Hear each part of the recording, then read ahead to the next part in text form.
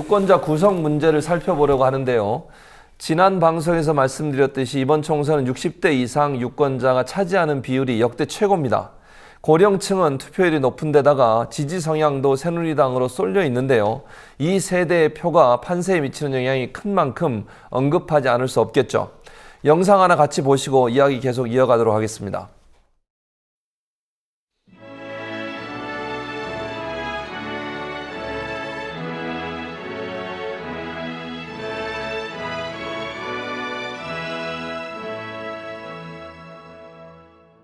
대한민국 만세! 고기를 잡는 법을 가르쳐 줘야지 청년들한테 거지 근성을 심어줘가지고 나라에 장래가 없다.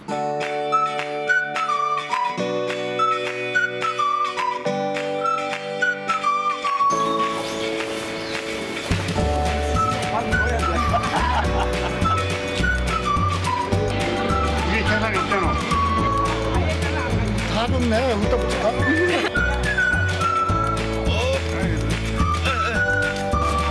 부가 대신 20만 원은 저쪽처럼 못 받는 그만하고 나. 새누리당하고 더불어민주당이 그건 서로 경쟁적으로 오는데 이게 우리 국민들이 월남전에 파병하지 안 했으면 이렇게 부자가 안 됐을 거다. 월남전에 갔다 오고 그것 때문에 사람이 이렇게 경제가 완전히 바뀌어버렸거든요. 그때 당시는 힘들고 어려웠는데 지금 보면 후회를 안 한다고. 다 잘 갔다 왔다고. 그러면 그건 배달 삶이니까 그걸 강요는 못하지. 내 자식이라도. 그러나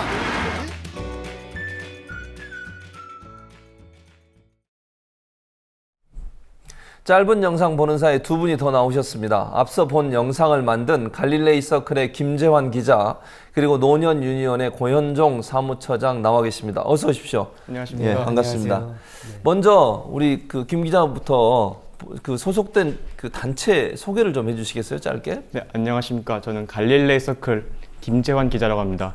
갈릴레이 서클은 경제학자 칼 폴라니가 만든 비밀 결사 조직입니다. 물론 저희는 비밀 결사까지는 아니고요. 그냥 이제 기성 언론이 다루지 않는 구석 그런 이야기를 많이 조명하고 있습니다. 예, 김재환 처장님 소개 좀 해주시죠. 네, 저는 대한민국 최초로 그 노인들이 만든 노인노동조합 노년유니온 사무처장 고현종이라고 합니다. 반갑습니다. 무슨 활동을 주로 하세요? 네, 유니온은? 근데 저희가 예. 이제 뭐 노인노조라고 하는데 노인노조 활동보다는 예. 시민단체 성격이 더 강해서 그렇군요. 지금 이제 그 기초연금 문제요. 모든 노인들한테 기초연금 주지 않는 문제. 그 다음에 노소득 보장이라든가 기타 의료비 보장 뭐 이런 것들 갖고 지금 계속해서 기자회견하고 캠페인하고 국회 토론회 열고 뭐 그런 활동을 하고 있습니다. 총선 전국에서 혹시 뭐 유니온이 특별히 계획하고 있는 활동 있으신가요? 네, 저희가 지금 엊그저께 저희가 국회 앞에서 네. 노인들이 요구하는 5대 그 정책 과제를 발표했어요. 발표하고 그걸 통해서 오늘 그 광주 MBC 시선 집중에 네. 그 노인 정책과 관련한 인터뷰를 좀 했고요. 네. 향후에는 저희가 지금 그래서 국회 내에 토론회를 좀 하려고 하는데 국회의원들이 너무 바빠서 그게 잘 안 돼서 뭐 새누리당사 앞에서 천막을 한번 칠까 이런 생각 중에 있습니다.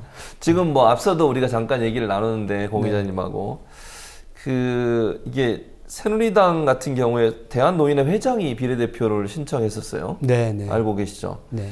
그래서 그리고 또 노인 인구가 대부분이 이제 아무래도 여당을 지지하는 네. 게 많은데 실제로 노인분들이 그렇습니까? 어떻게 보세요?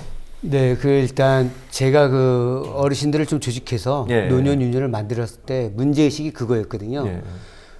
왜 진보 개혁적인 사람들은 노인들 때문에 졌다고 이야기하면서 노인들을 공략하지 않을까. 그게 이제 문제의식이었어요. 예. 제가 아는 어떤 분은 그런 얘기 하더라고요. 2012년도 대선이 끝나고 나서 지고 나서 이제 자기는 노인을 공격하지 않겠다. 이런 발언을 했어요. 예. 근데 그런 발언보다는 지금 우리가 어떻게 노인들에게 좀 다가가서 진보 개혁 세력들이 좀 더 득표력을 올릴 수 있겠느냐, 외연을 확장할 거냐, 이게 이제 문제의식을 생각하고요. 그래서 제가 직접 이제 한번 어르신들을 한 분 한 분 조직하면서 만나보니까 예. 가능성이 보인 거예요. 실제 이제 어르신들은 저런 게 있어요. 먹고 살기가 너무 어려웠던 거예요. 자식들한테 올인하다 보니까 네. 먹고 살기 어렵고 노인이 되다 보니까 노후가 또 준비가 안 돼서 네. 먹고 살기 어려운 거예요. 그래서 모든 에너지를 생존에 다 쏟다 보니까 정치의 이런 문제, 그다음에 여러 가지 기타 이런 사회적인 문제에 관심이 없게 되는 거예요. 네. 관심이 없다 보니까 그냥 이미지로 내가 닮고 싶은 사람들, 아, 내가 돈을 못 갖고 있으니까 돈 많은 정당에 이렇게 투표하는 이런 행태를 좀 보이시는 것 같아요. 그렇군요. 김 기자님은 이게 취재하면서 네. 노인분들 만나서 얘기 들어봤잖아요. 네. 이 얘기 들으시면서 왜 그분들이 이렇게 여당 또 그 집권당을 지지하는 성향을 보인다고 이렇게 관찰을 해보셨어요? 사실 저희가 그걸 확인해 보기 위해서 네. 일종의 테스트를 하나 진행했습니다. 네. 다르면 이제 공약을 이제 여야가 발표한 노인 공약을 대상으로 이제 블라인드 테스트 진행해봤는데요. 예. 이제 대표적으로 기초연금 인상 공약 혹은 이제 노인 복지청 신설 같은 공약들을 정당명을 가리고 한번 테스트를 진행해봤습니다. 예. 그런데 투표 결과 어떻게 나오신 것 같습니까? 예상해 보신다면 제가 생각할 때는 야당 쪽에 더 많이 찍었을 것 같은데 그러지 않았나요? 반은 맞고 반은 틀렸어요. 아, 그래요? 그렇습니까? 1차 테스트에서는 이제 예. 42명 어르신께서 참석해 주셨는데 예. 22대 20표로 새누리당이 근소하게 앞섰습니다. 예. 근데 이제 이런 걸 놓고 보면은 원래 여당 지지도가 굉장히 높은데 새누리당이 근데 예. 이제 공약만 놓고 봤을 때는 그게 아니라는 것이죠. 그렇죠. 그리고 2차 테스트에서는 무려 더민주의 이제 기초 인상 공약이 1위를 차지했습니다. 그런 거 보니까 사실상 노인들은 공약보다도 약간 다른 이유가 있다 해서 저희가 더 들어봤는데 노인분들이 저희가 한번 말을 걸면은 30, 40분 가까이 이제 잡아놓고 얘기를 하시는데 네. 거기서 이제 가장 인상 깊었던 얘기 중에 하나가 한 노인분께서 청와대가 있어야 내가 있다라고 하시더라고요. 그분은 과거 전쟁을 겪으신 분인데 네. 그런 전쟁의 후유증도 있을 것이고 군사정권, 독재정권을 지나오면서 그런 성장 그리고 그거에 대한 독재정권에 대한 향수가 굉장히 강하시더라고요. 그런 점에서 이제 같은 연장선에서 박근혜 정권을 굉장히 지지하시고 뭔가 그런 걸 저희가 결론을 내렸을 때는 생애사가 굉장히 중요하다라는 걸 이제 느꼈습니다. 자, 고 기자님 이렇게 이제 노인분들 또 연세 많으신 분들은 잘 안 바꾸시고 기존의 어떤 아니면 이게 제가 볼 때 그런 것 같아요. 뭐 집권당에 대한 어떤 지지 이런 부분들이 강하다는 느낌을 받는데 뭐 요인이 있을까요? 그렇게 노인분들이 하시는? 제 생각에 이제 예. 한국의 이 노년층은 격변의 시대를 살아오시는 분들이니까 전쟁부터 그다음 여러 가지 혁명들 네. 그리고 군부 독재와 민주화 이런 걸 같이 겪었기 때문에 이분들은 이렇게 그 지식을 그런 경험을 통해서 체득하신 분입니다. 그러니까 자신의 경험으로 이 쌓인 어떤 그런 생각이기 때문에 이걸 하루아침에 우리가 머리로 생각으로 어떤 논리로 바꾸는 것은 저는 이제 많이 힘들다고 보는데요. 일단 그런데 이런 경향성이 확실히 이제 강해진 것은 이제 종편의 영향인 것 같습니다. 제가 한번 여론조사 기관의 데이터를 이제 2011년 말 그 종편이 처음 등장할 때부터 그 다음에 한 5년 정도의 자료를, 4년 정도의 자료를 쭉 예. 한번 봤어요. 그랬더니 우리는 이제 보통 이렇게 정당 지지율 변화나 뭐 그런 거 위주로 보는데 그런 거 말고 이 자신의 이념 성향도 묻습니다. 보수 성향이냐, 진보 성향이냐 이렇게 예. 물어봤더니 세 집단에서 유의미한 정도로 보수 이 성향이 커졌습니다. 세 집단은 60대 이상의 노년층, 그리고 자영업자, 그 다음에 주부층. 그러니까 세 집단은 종편의 시사 프로그램이 이렇게 낮 시간 동안 많이 하거든요. 그런 낮 시간 동안에 종편을 접할 수 있는 그 층인데 그 층에서 이렇게 늘었습니다. 그래서 예전보다 이제 그런 경향성이 훨씬 더 좀 강해졌다라고 좀 볼 수 있을 것 같습니다. 네. 지금 지적하신 것처럼 고 총장님. 네. 그러면 실제 종편이 노인분들한테 영향을 많이 미쳤다고 보시는지?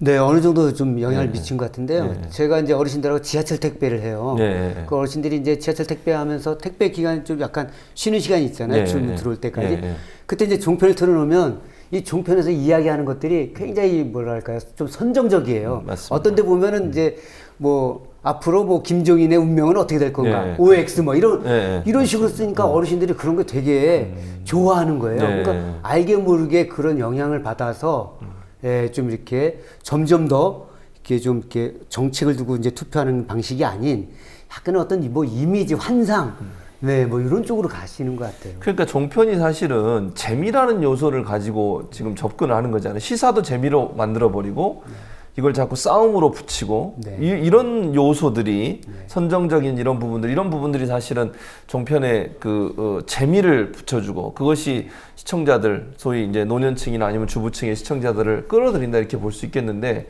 이런 현상 예를 들면 그 시사 프로그램의 희화화나 아니면 선정성, 연성화 이런 부분은 어떻게 보세요, 오 기자님? 제가 봤을 때 그러니까 종편에서 그 하는 정도의 방송은 좀 이제 제가 팟캐스트를 비하하는 표현은 아니고요.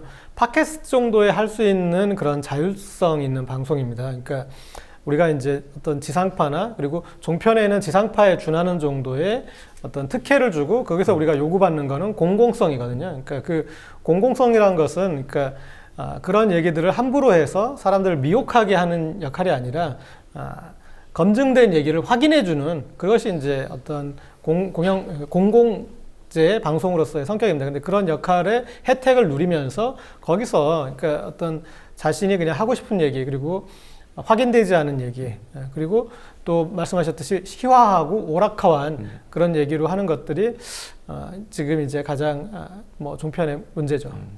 김 기자님 이제 취재하고 이렇게 노년층들을 만나 보셨는데 혹시 야당 그러면 여당 말고 여당은 종편을 통해서 이렇게 한다고 네. 치고 네. 야당이 노인분들을 좀 설득하고 그분들을 투표해서 어쨌든 야당 지지층으로 만들 수 있는 무슨 방안이 없을까요? 아무래도 조금 어려운 건 사실인데 사실 공약으로 승부하면은 굉장히 유리한 싸움이거든요. 아까도 말씀드렸듯이 더민주의 기초임금 인상 공약이 굉장히 많은 표를 받았는데 그런 정책 그리고 공약 그리고 어젠다 중심으로 노인들에 다가가면 좋지 않을까 합니다. 제가 만난 전문가 중 한 명은 이제 야당은 숲보단 나무를 보여줘라라고 하는데 숲으로만 가다 보면은 이제 안보와 그리고 대북관에서 유리한 뒷점을 점령하고 있는 새누리당이 유리한데 야당은 그게 아니라 굉장히 노인 삶에 밀접하고 그리고 삶에 직접적으로 도움되는 그런 정책과 공약을 이제 무기로 삼는다면 충분히 승산이 있지 않을까 생각합니다. 자, 그럼 고 추장 이게 지금 김 기자가 지적하셨듯이 이게 공약 또는 노인들한테 복지 혜택을 많이 주는 공약으로 설득이 될 수 있을까요? 아니면 기존의 노인분들이 갖고 있는 속성 자체가 집권 여당에 대한 지지 또는 바뀌기 싫어하는 어떤 그런 성향들 이런 부분들이 계속 가기 때문에 이런 어떤 공약이나 아니면 이런 걸 통해서 설득하는 게 어려울까요? 어떻게 보세요? 근데 일단 저는 기본적으로 공약을 갖고 바뀔 가능성은 있다고 보는데 그에 앞서서 좀 선행돼야 할 게 우리가 이제 노인들 곁으로 다가가야 한다는 거예요. 뭐냐면 기존에 정치하시는 분들이라든가 아니면 진보 개혁을 주장하고 계신 분들이 노인을 조직하기 위해서 또 노인들과 함께 늙어가기 위해서 또 내가 좀 멋진 노인이 되기 위해서 그들과 함께 굴러가는 그런 어떤 삶의 현장 그것을 좀 찾아야겠다 된다고 생각하거든요. 그래서 어르신들과 함께 예를 들어서 같이 이제 독거 어르신들의 안부를 묻는 일이다. 그러면 그런 것들을 나도 하면서 그 관계를 통해서 어르신들과 관계를 맺고 그 관계를 또 이웃에 또 좀 이렇게 전파하고 이런 이제 관계 맺음. 그러니까 나와 노인과의 관계 맺음. 요게 기본이 된 상태에서 공약을 내놓으면 저는 분명히 어르신들이 최소한의 진보 개혁 쪽으로 이동할 가능성은 있다. 왜냐하면 점점 노인 빈곤이 심해지고 노인 자살도 심해지고 이제 복지에 대한 어떤 욕구들이 어르신들이 나타나고 있거든요. 근데 그걸 누가 얘기해 주느냐 이거예요. 근데 정치하고 있는 여야 정치권이 이렇게 딱 제시해 준다 하면 그걸 믿질 못해요. 왜냐하면 정치에 대한 불신이 많잖아요. 그렇죠. 특히 요즘 보면 공천 과정도. 근데 내 옆에서 굉장히 나를 굉장히 따뜻하게 보살펴줬던 어떤 젊은이 아니면 장년 그 누군가가 와서 나랑 같이 일상적으로 관계를 맺으면서 또 이런 이야기도 좀 해주고 또 그런 것들 같이 경험할 수 있도록 예를 들어서 세미나도 하고 같이 캠페인도 한번 해보고 이런 노력을 통해서 저는 바뀔 수 있다고 봐요. 그냥 결국은 직접 다가가서 몸으로 부딪히고 그분들과 대화해주고 그분들의 민원이라고 얘기할 수도 있겠고 그분들의 고충을 들어주고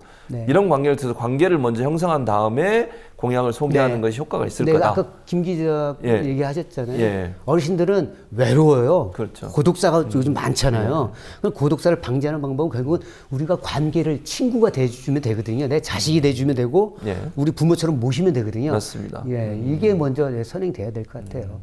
자, 고 기자님, 그러면 지금 말씀하셨듯이 야당에서 그러면 혹시 이제 공 기자님 개인적인 의견을 듣고 싶은데 야당에서 노년층을 대상으로 해서 내놓을 수 있는 공약 또는 설득할 수 있는 또는 뭐 다르게 얘기하면 박근혜 정부나 기존의 집권 여당이 하지 못했던 그렇지만 요구나 필요가 있는 이런 요소들이 혹시 있다면 뭐가 있을까요? 일단 지금 이제 야당이 불리한 그 경제 요소는 아까 말씀드렸다시피 이제 집값과 관련된 부분으로 가면은 일반인들의 어떤 그 선입관, 그러니까 우리 집값을 지켜주고 집값을 올려주는 정당은 새누리당이다라는 그 인식을 전환하기는 정말 쉽지 않을 것 같습니다. 그런데 이렇게 말씀하셨다시피 이제 지금 이 여당의 경제 프레임이 좀 더 가진 사람, 그리고 대기업, 그리고 건물주 이런 사람들에게 유리한 구조다. 그러나 대부분의 사람들은 지금 중소기업 그리고 노동자 그리고 집을 가진 사람이 아닌 이렇게 건물주가 아니라 거기서 세를 내서 가게를 하는 사람이다.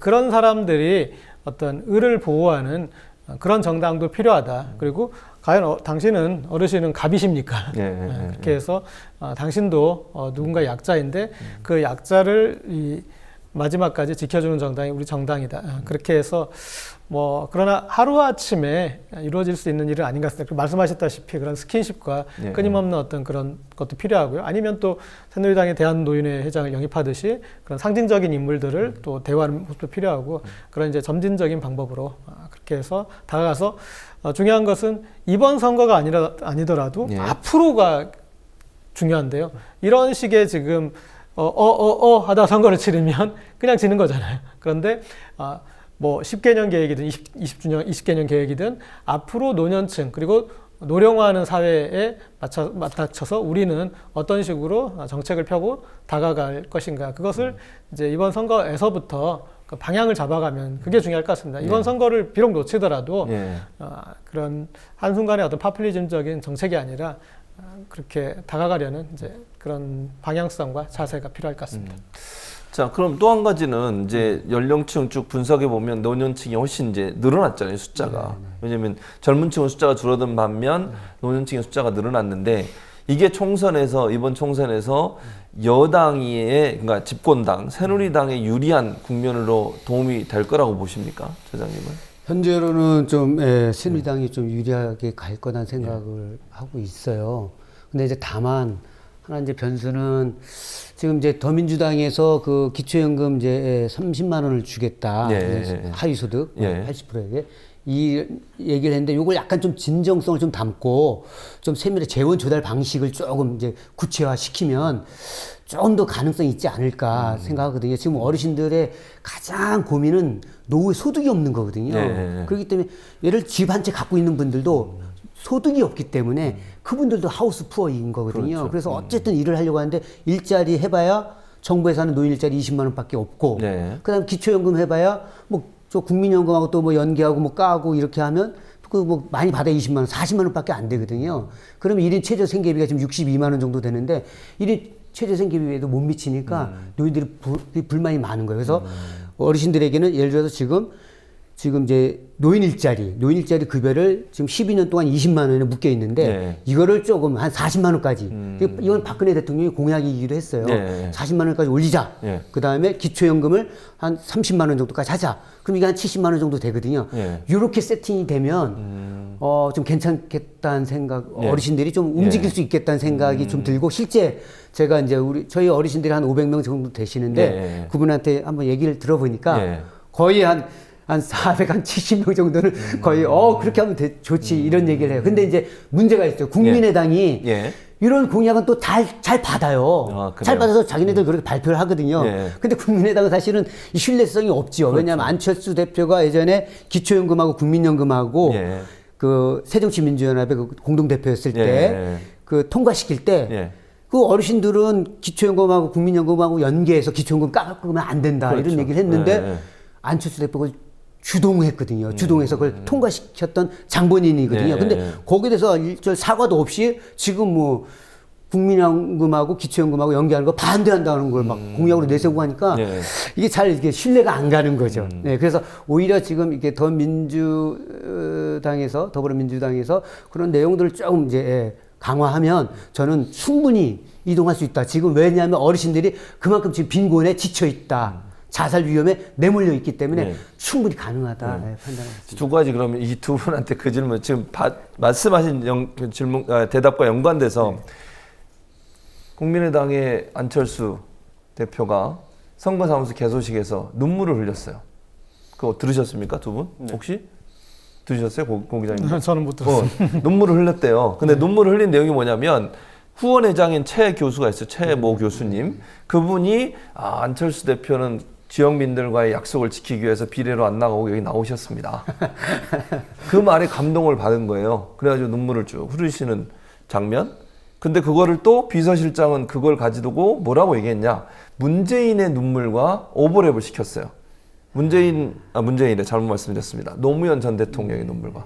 그러니까 노무현 전 대통령이 문성근 그때 당시에 후원회장이 그 연설하는 장면에 그걸 보고 감명을 받으셔가지고 눈물을 흘리신 장면이 있거든요. 그게 대선 때 그 홍보 영상으로도 나갔었죠. 그 두 가지를 매치를 시키면서 비슷하다 이렇게 얘기를 했단 말이에요. 지금 이제 말씀하신 것처럼 그게 같습니까? 아니, 그 뭐 요새는 정치인들이 너무 흔하게 흘리는 게 눈물이니까 그게 눈물인지 콧물인지 전 뭐 그게 그렇게 중요할 것 같지 않습니다. 또 한 가지는 제가 왜 이 얘기를 드리냐면 지금 본인의 행동하고 일치가 안 되잖아요. 언행일치가. 근데 그 최 교수 이분은 언행일치 하시는 분이고 본인의 말을 잘 지키시는 분이다. 이렇게 얘기를 했어요. 그 자리에서. 근데 거기에 감명을 받으신 거야. 근데 본인이 그렇게 얘기해 주는 사람이 그렇게 없었나 보죠. 그러니까. 근데 본인이 언행일치 안 하는데 그걸 듣고 감명 받는 게 상식적으로 이해가 되세요? 일종의 마케팅이 할까 싶습니다. 그런 마케팅이 먹힐까요? 근데 은근히 먹힐 수도 있는 그래요? 게 만나보신 노인분들 말하시는 게 이제 대부분 정치에 대한 불신이 굉장히 심합니다. 예.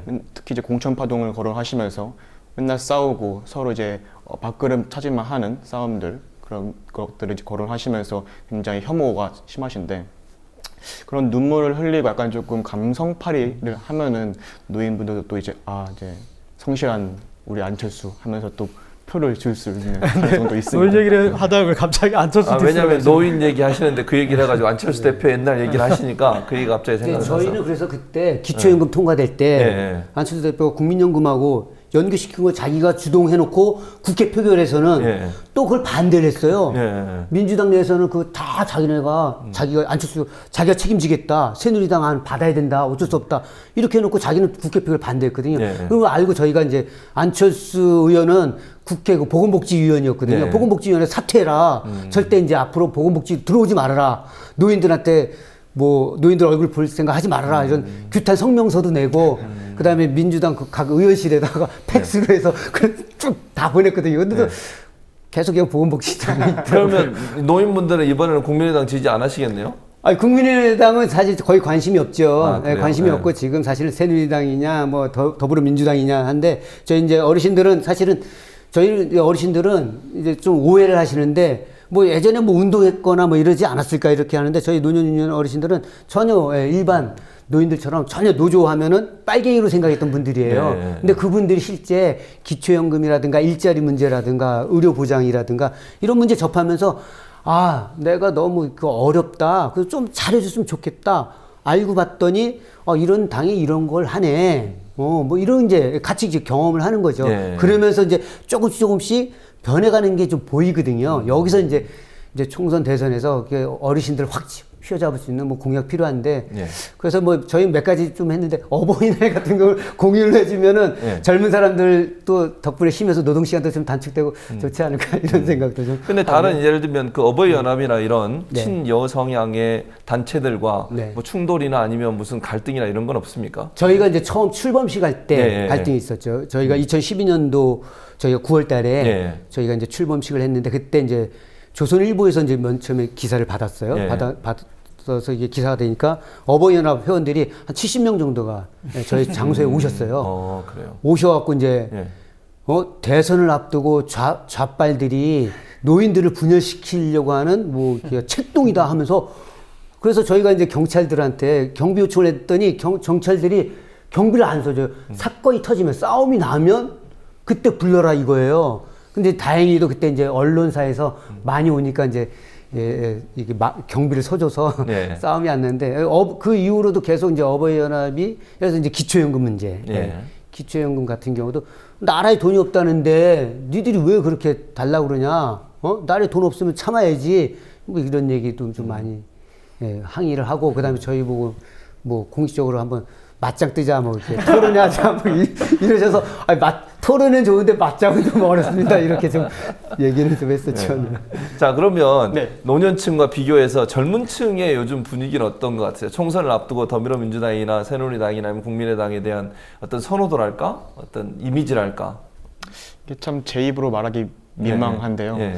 아무래도 이 노년층에 비해 그리고 특히 다른 세대에 비해서도 굉장히 그 정치적 관심이 좀 적은 편입니다. 또 공교롭게도 이 4월 13일이 저희 중간고사와 굉장히 예. 겹치기 때문에 예. 저희는 밤낮으로 또 스펙 취업을 위해서 공부하는 친구들이 많아서 정치에 관심이 없을 뿐이고요.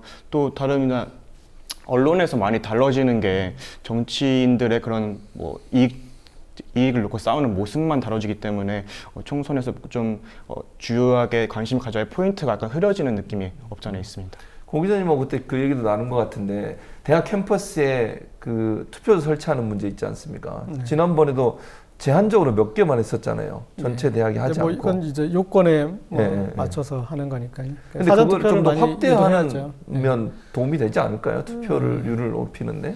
그래서 이제 우리가 너무 이렇게 청년층을 생각하면서 대학 위주로만 좀 네, 그렇죠. 사고를 하고 문제는. 있는 것 같은데요. 근데 말씀하셨듯이, 그러니까 대학에 사전 투표소 설치하는 거는 좀 더 규정을 좀 더 완화. 우리가 재외국민, 재외동포 투표하기 위해서 드리는 노력 그 이상을 드리면 훨씬 더 가성비가 좋으니까 거기 네. 좀 더 해야 될 것 같고요. 그리고 저는 오늘 들었던 얘기 중에, 그러니까 이 어버이연합에 대항마가 있는 줄 좀 오늘 알았어요. 부끄럽게도 오늘 알았는데 좀 노년 유니온이 적극적으로 이렇게 활동을 해서, 그러니까 그 노인층의 주장도 한 목소리가 아니다. 노인도 이런 목소리 또 이런 요구가 있다. 이렇게 그런 것들을 보여주시는 것도 중요한 것 같아요. 그래서 어버이연합 가시는 데는 꼭 같이 가시고요. 그래서 좀 근데 그분들이 근력이 강하셔요. 그래갖고 그분들은 뭐든지 뭐 행사를 가면 또 말로 안 하고 물리적으로 행사하시니까 저희 어르신들이 또 되게 그런데 좀 겁내하시고 그렇죠. 걱정은 좀 있어요. 근데 아까 그 젊은층 투표 관련해서는 투표 시간 연장 이런 걸 이제 제가 보기에는 당장은 그게 좀 접근하기 쉽지 않을까 이런 생각하거든요. 그래서 저희가 그 지난 그 선거 때 아마 이제 청년 유니온하고 같이 그 투표 시간을 연장하자라는 이제 국회 앞에서 캠페인도 하고 그랬었는데요. 그런 이제 투표 시간을 좀 연장하는 부분은 조금 한번 고려해 볼 수 있겠다 올해.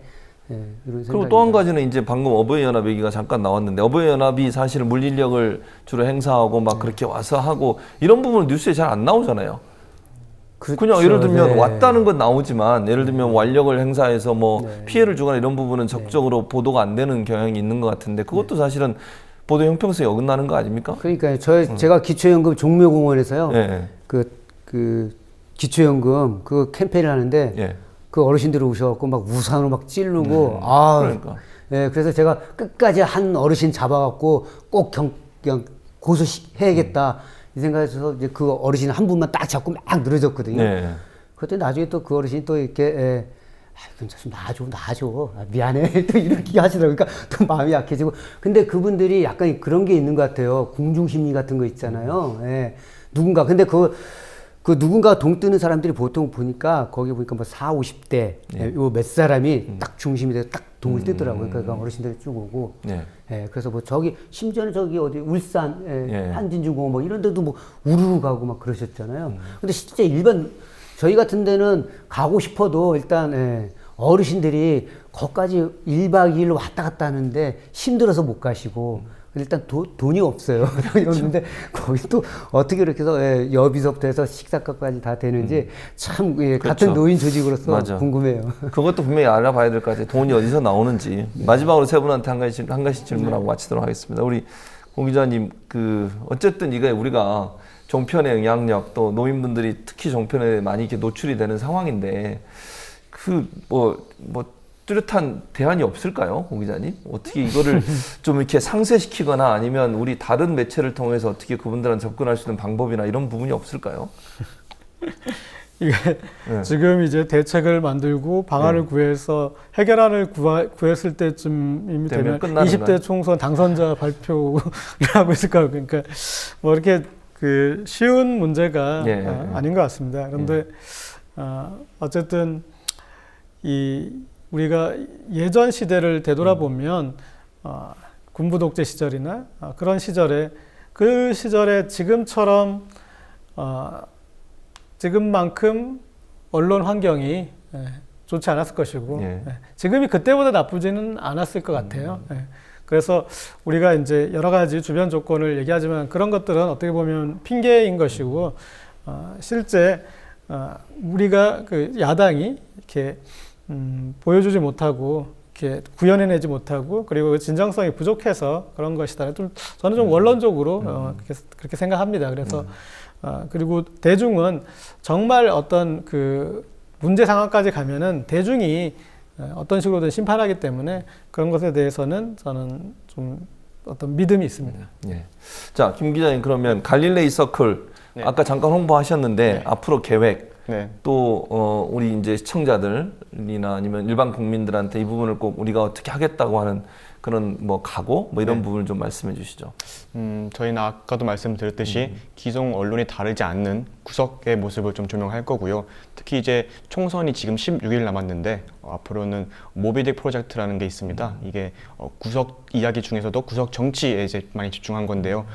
지금까지 군소 정당, 특히 뭐 많이 알려지지 않는 정당의 후보들을 만나 인터뷰를 했고요. 그리고 노인 혹은 이제 다른 청년들이나 초투표자 이런 유권자들의 목소리를 많이 담으려고 합니다.